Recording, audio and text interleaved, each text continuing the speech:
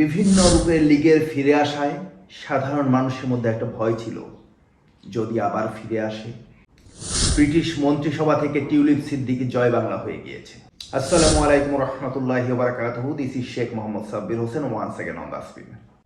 5ই আগস্ট আওয়ামী লীগের জয় বাংলা হওয়ার পর এবং গণভবনের পেছন দরজা দিয়ে শেখ হাসিনার পলায়নের পরও সাধারণ মানুষের মধ্যে একটা ভয় ছিল, যদি আবার ফিরে আসে।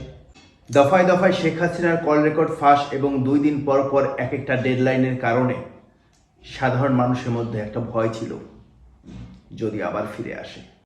অন্তর্বর্তী সরকারের দুর্বলতা এবং বিভিন্ন রূপে লীগের ফিরে আসায় সাধারণ মানুষের মধ্যে একটা ভয় ছিল, যদি আবার ফিরে আসে। যদিও আজ পর্যন্ত পৃথিবীর কোথাও পলাতক স্বৈরাচারের ক্ষমতায় ফিরে আসার কোনো নজির নেই, বড়জোর তাদের পরবর্তী জেনারেশন হয়তো 2-3 মেয়াদ পর রাজনীতিতে আসতে পেরেছে। কাজেই মানুষের মনের সেই ভয়ের অমানিসা আস্তে আস্তে কাটতে শুরু করেছে, কারণ মানুষ দেখছে জয় বাংলা পর্যন্ত জয় বাংলা হয়ে গিয়েছে। ব্রিটিশ মন্ত্রিসভা থেকে টিউলিপ সিদ্দিকী জয় বাংলা হয়ে গিয়েছে। বিশ্ব স্বাস্থ্য সংস্থা থেকে সাইমা ওয়াজের পুতুল জয় বাংলা হওয়ার পথে।